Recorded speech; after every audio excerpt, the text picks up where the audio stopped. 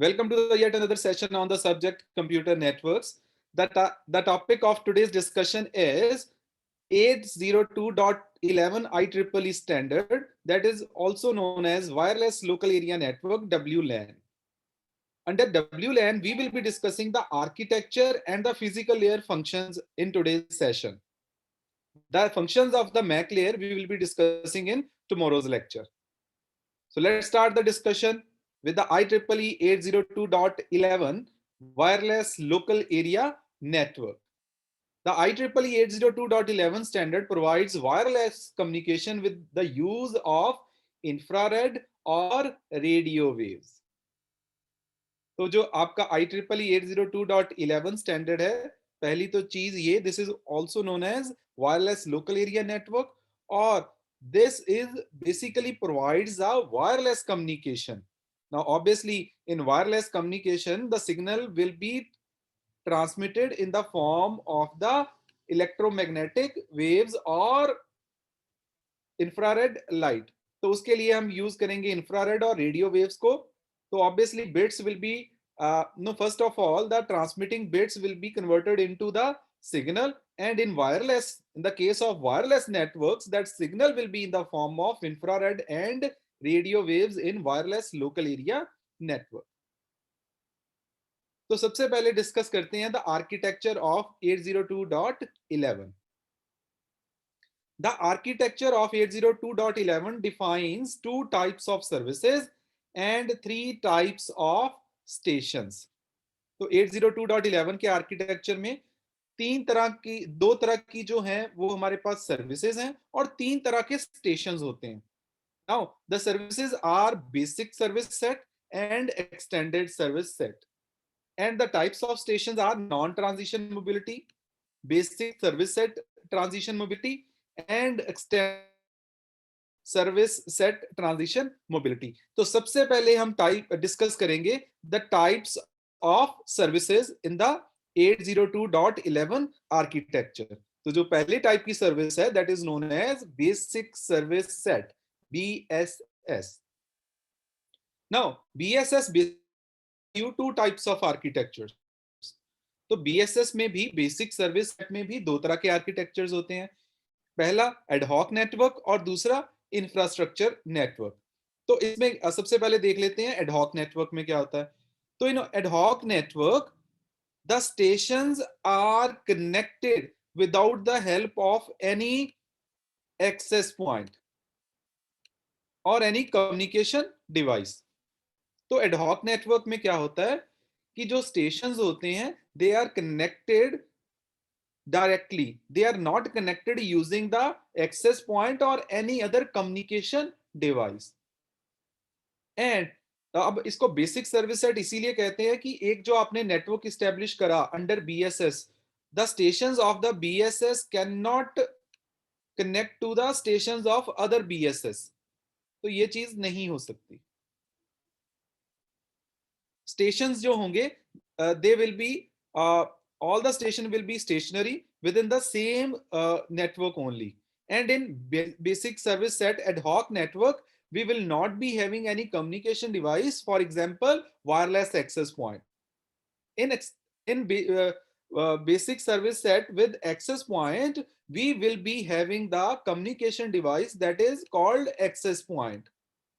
Now the access point will be responsible for the communication between all the stations. So in this case, all the stations will be connected to the access point. The access point will play the role of transmitting the information from one station to the other station. तो लेकिन basic service set ad hoc network में क्या था, हमारे पास कोई भी ऐसे access point नहीं था, कम्युनिकेशन डिवाइस नहीं था. स्टेशंस जो हैं वो डायरेक्टली कम्युनिकेट करते हैं एक दूसरे के साथ. तो अब इन दोनों आर्किटेक्चर में एक बड़ा सा डिफरेंस तो ये आ गया कि एक में एक्सेस पॉइंट है, दूसरे में नहीं है. लेकिन इसके साथ ही लेयर 2 पे बहुत सारी फंक्शनैलिटी चेंज हो जाएगी, क्योंकि with access point medium access control की रिस्पॉन्सिबिलिटी किस पे आ जाएगी, एक्सेस पॉइंट पे. एक्सेस पॉइंट सारा मीडियम को कंट्रोल करेगा. कोलिजन अवॉइडेंस के सारे मैकेनिज्म है जो वो एक्सेस पॉइंट इंप्लीमेंट करेगा. लेकिन एडहॉक नेटवर्क में जितने भी कोलिजन अवॉइडेंस के प्रोटोकॉल्स हैं, जितना भी मीडियम एक्सेस कंट्रोल करने का मैकेनिज्म है, that should be handled by the station itself. तो देखने में तो सिर्फ ये लग रहा है ना कि उसमें एक्सेस पॉइंट है, उसमें एक्सेस पॉइंट नहीं है, बट एक एक्सेस पॉइंट होने से क्या हो जाएगा, जितनी भी मीडियम को कंट्रोल करने की रिस्पॉन्सिबिलिटी होगी, मीडियम एक्सेस कंट्रोल की रिस्पॉन्सिबिलिटी होगी, that will be on the access point. But in case of the ad hoc network, medium access control responsibility will be handled by the station itself, but the basic will remain the same. No station can go out from its basic service set and connect with the other basic service set. तो एक network के अंदर जो stations हैं वो stationery रहेंगे। This is the basic idea of the basic service set. तो दो उसमें आर्किटेक्चर्स हैं, दो अलग अलग वेरिएशंस हैं, ad hoc network and infrastructure. Ad hoc में डायरेक्ट कम्युनिकेशन होती है और इंफ्रास्ट्रक्चर में the communication takes place through the access point. अब जो दूसरे टाइप की हमारे पास सर्विस है 802.11 में, that is called extended service set, ESS, as you can observe in the figure. Now, the combination of multiple BSS is called ESS. तो अब हमने क्या किया, दो चीजें दो चीजों का मेन डिफरेंस आया है यहाँ पे। पहली चीज, हमारे पास है एक बैकबोन डिस्ट्रीब्यूटेड ईथरनेट केबल, एक wired network, multiple access points are connected to this wired network, and this Ethernet distribution system is responsible for inter BSS communication. And when we no when we connect multiple BSS with each other, they became ESS. तो basic service set multiple BSS को, multiple basic service set को जब आप connect कर देते हो तो वो बन जाता है एक्सटेंडेड सर्विस सेट। लेकिन उनको कनेक्ट करने की रिस्पॉन्सिबिलिटी जो है, क्योंकि सारे access points they are connected to the same ethernet distribution network. और अब यहाँ पे आप देख सकते हो BSS1, BSS2 and BSS3, we have different basic service set and they are connected with the each other. So the connection of two or more than two BSS is called extended service set. In extended service set, the access point present in basic service set are connected to the Ethernet distributed system. तो जैसे BSS में हमारे पास सारे stations जो थे वो stationery थे, लेकिन क्योंकि अब हमारे पास एक्सटेंडेड सर्विस सेट आ गया, we can have mobile station also. तो a mobile station is a station that moves around from one BSS to the other BSS in the same ESS. हाँ, एक ESS से दूसरे ESS में भी जा सकता है, लेकिन वो हम आगे चल के दूसरे नेक्स्ट टॉपिक में डिस्कस करेंगे जब हम करेंगे टाइप्स ऑफ स्टेशंस। तो दो तरह की सर्विसेज हो गई, basic service set, extended. Basic means a single network, दो उसमें आपके पास वेरिएशंस हैं, ad hoc and infrastructure. when you combine multiple BSS with each other, when you connect multiple BSS with each other, they became extended service set, and the access points of the individual BSS are connected to the same Ethernet distribution system. And in ESS we have basically mobile stations and stationary stations. Stationary stations वो होते हैं जो अपने ही network में रहते हैं, जो move नहीं करते। मोबाइल स्टेशंस वो होते हैं जो मूव करते हैं from one BSS to the other BSS in the same ESS और डिफरेंट ESS। तो चलिए अब डिस्कस करते हैं the types of station in IEEE 802.11। तो पहले टाइप के जो स्टेशंस हैं उनको बोलते हैं नॉन ट्रांजिशन मोबिलिटी। तो जैसे नाम से क्लियर है, these are the stationary stations, वो स्टेशंस जो मूव नहीं करते, अगर मूव करते भी हैं तो मूव करते हैं with in the BSS only, basic service set में ही मूव करते हैं, BSS से बाहर नहीं जाते। तो मूवमेंट मींस आप बेसिक सर्विस सेट में तो मूव कर सकते हो, उसकी रेंज में मूव कर सकते हो, लेकिन उसकी रेंज के बाहर नहीं आप जा सकते, आप नहीं जाते। तो इसीलिए हम कहते हैं the station that remain stationery in the same BSS. वो हाँ, सेम बीएसएस में स्टेशनरी रहने का ये मतलब नहीं है कि वो मूव नहीं कर सकते, वो सेम बीएसएस में मूव कर सकते हैं, लेकिन अपने बीएसएस से बाहर मूव नहीं कर सकते। The second type of the station are known as BSS transition mobility, basic service set transition mobility. So these type of station can move from one BSS to the other BSS, but the movement is limited in the ESS. तो multiple आपने मान लीजिए तीन दो BSS को मिला के एक ईएसएस बनाया। फॉर एग्जांपल यहाँ पे एक्सेस पॉइंट था, we have access point here also, and अब ये इसका हो गया एक्सेस पॉइंट का, आई मीन वायरलेस कम्युनिकेशन के साथ ये station. So these two stations are the part of the BSS 1 and these two stations are of the part of the basic service set 2। तो इसमें क्या होएगा, तो the station can move from one BSS to the other BSS but in the same ESS. वो इस ESS से बाहर नहीं जा सकता। पहले केस में क्या था, आपका जो स्टेशन है वो with in the BSS he move कर सकता है। For example now suppose this is the coverage area of the BSS 1, तो यू हैव टू स्टेशंस, वो मूव कर गया, यहां से यहां चला गया, ये यहां से यहां चला गया, वापस ये यहां पे चला गया, but the station will move with in the BSS only. This is called non transition mobility. BSS transition mobility में क्या होएगा, your station can move within the ESS from one BSS to the other BSS। अब तीसरा आपको नाम से ही clear है, extended service set transition mobility। The station can move from one ESS to the other ESS, but the communication may not be continuous। हो सकता है कि एक ESS से जब वो दूसरे में मूव कर रहा है तो वहां पे कम्युनिकेशन ब्रेक हो जाए, और हो सकता है कि वो चलती भी रहे, वो कॉन्टिन्यूस भी हो, but this is not always the case. तो अब तीसरे में क्या होगा, एक्सटेंडेड में suppose you have ESS 1 here and you have another ESS here, ESS 2। तो अब इसमें क्या होगा, तो suppose this is the ESS 1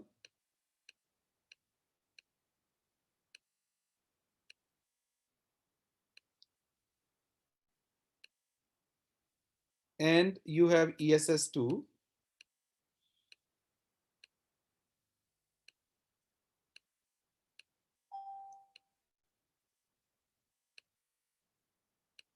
Now the station can move from one ESS to the other ESS, but it is not necessary that the communication will remain the continuous। continuous हो सकता है कि communication बीच में break भी हो जाए while the station is moving from one ESS to the other ESS। Now let's discuss the physical layer function, IEEE 802.11 physical layer function, the implementation of 802.11। तो 6 methods हैं जी इंप्लीमेंटेशन के। पहला जो मींस आप फिजिकल लेयर पे आप अलग अलग टेक्निक्स यूज करोगे, तो IEEE 802.11 में फिजिकल लेयर पे हमारे पास 6 अलग अलग डिफरेंट टेक्निक्स हैं जिसको यूज करके आप सिग्नल ट्रांसमिट कर सकते हो। तो अब वो टेक्निक कौन सी है, पहली है जी इंफ्रारेड, IEEE 802.11 इंफ्रारेड। तो इसमें हम डिफ्यूज्ड इंफ्रारेड लाइट यूज करते हैं with the range of 800 to 950 nm। इसमें स्पीड होती है 1 से 4 एमबीपीएस। 1 एमबीपीएस में 4 बिट्स को हम एनकोड करते हैं 16 बिट कोड में। अब देख लो इनकोडिंग, 4 बिट्स किस में एनकोड हो रही है, 16 बिट कोड में, and the 16 bit code contains 15 zeros and a single 1। 2 Mbps में 2 बिट कोड को हम एनकोड करते हैं 4 बिट कोड में, और उसमें 3 zeros होती हैं एंड 1 1। और इसमें हम जो मॉड्यूलेशन टेक्निक यूज करते हैं वो यूज करते हैं pulse position modulation, PPM। The second is 802.11 frequency hopping spread spectrum। अब इसमें क्या है, इसमें हम जो फ्रीक्वेंसी बैंड यूज करते हैं वो करते हैं 2.4 gigahertz ISM band. 2.4 gigahertz IM frequency. ISM stands for Industry, Scientific and Medical. This is the free band available. अब इस बैंड को आप फ्रीली अवेलेबल यूज कर सकते हो, बाकी के लिए आपको ऑब्वियसली पैसे पे करने पड़ते हैं गवर्नमेंट को, लेकिन this band is freely available to the users. तो फ्रीक्वेंसी हॉपिंग स्प्रेड स्पेक्ट्रम में हम यूज करते हैं एक फ्रीक्वेंसी बैंड ऑफ 2.4 गीगाहर्ट्ज, जिसमें हम पूरे बैंड को डिवाइड कर देते हैं 79 बैंड्स में of 1 megahertz with some frequency guard. कुछ गार्ड बैंड्स भी यूज करते हैं ताकि वो इंटर सिंबल इंटरफेरेंस ना हो. तो इस मेथड में होता क्या है, हम एक बिट को मतलब डेटा को ट्रांसमिट करने के लिए एक टाइम पे एक कैरियर फ्रीक्वेंसी यूज करते हैं और दूसरे टाइम पे दूसरी कैरियर फ्रीक्वेंसी यूज करते हैं. तो ऑब्वियसली अगर ये दोनों चीजें हो रही हैं तो फ्रीक्वेंसी शिफ्ट कीइंग यूज करेंगे एफएस के, क्योंकि फ्रीक्वेंसी जो शिफ्ट हो रही है एक टाइम पे एक फ्रीक्वेंसी दूसरे टाइम पे दूसरी frequency. And after this an idle time is there in communication. उसके बाद ये प्रोसेस कॉन्टिन्यूसली रिपीट होता रहता है और it allows the data rates from 1 Mbps to the 2 Mbps. जो तीसरी हमारे पास टेक्निक है that is called direct sequence spread spectrum, IEEE 802.11 direct sequence spread spectrum. अब इस सिग्नल जनरेशन टेक्निक में हम क्या करते हैं, हम एक बिट को ट्रांसमिट करते हैं by using 11 chips using Barker's sequence. अब ये बार्कर सीक्वेंस क्या होता है, मैं इस पे अलग से शॉर्ट वीडियो बना दूंगा 2-4 मिनट की. Then you will get to know about the Barker sequence. ये जो आपका डायरेक्ट सीक्वेंस स्प्रेड स्पेक्ट्रम है, it also uses the 2.4 gigahertz ISM band and the data rate supported are 1 और 2 Mbps. लेकिन इसमें phase shift keying technology use होती है, मतलब the change in the signal is represented by the change in the phase. The fourth is IEEE 802.11a OFDM. The OFDM is orthogonal frequency division multiplexing. Now, the OFDM uses the 5 gigahertz ISM band. तो 5 gigahertz ISM frequency band use करता है. Data rate होते हैं 18 to 54 Mbps. तो OFDM में जितने भी सब बैंड्स होते हैं all are used by the one station at the given time. तो इसीलिए इसकी जो बैंडविड्थ है इतनी ज्यादा है, क्योंकि इस फ्रीक्वेंसी में जितने भी बैंड्स होंगे वो सारे एलोकेट हो जाएंगे टू द सिंगल यूजर. तो कितने बैंड्स होते हैं, 52 सब बैंड्स. उसमें से 48 होते हैं डेटा के लिए और 4 होते हैं कंट्रोल इंफॉर्मेशन के लिए. तो एक टाइम पे ये 50 के 52 bands will be allocated to the single user. That's why you can achieve the data rate from 18 to 54 Mbps. So the change in the signal is represented by using the phase shift keying for 18 Mbps and frequency और phase के combination को use करके amplitude और phase के combination को use करके हम data transmit कर सकते हैं at the speed of 54 Mbps. The next is IEEE 802.11b high rate direct sequence spread spectrum. तो इसमें हमने obviously high rate means we will increase the data rate, और इसमें 4 तरह का डेटा रेट होता है जी. कौन कौन सा, 1.2, 5.5 एंड 11 Mbps. तो इसमें क्या होता है, बिल्कुल it is similar to the DSS, लेकिन we use 4 or 8 bits are encoded into a special symbol called complementary code key. तो हमने एनकोडिंग का थोड़ा सा मेथड यहाँ पे चेंज किया. हम 4 या 8 बिट्स को इनकोड करते हैं स्पेशल सिंबल्स में, जिसको हम क्या कहते हैं, कॉम्प्लीमेंट्री कोड की. तो 3 तरह का डेटा रेट सपोर्ट करता है. तो BPS के binary phase shift keying to transmit 1.375 megabits with 4 bit CCK encoding, और 11 Mbps के लिए हम quadrature phase shift keying use करते हैं with the 8 bit complementary code key, that is CCK.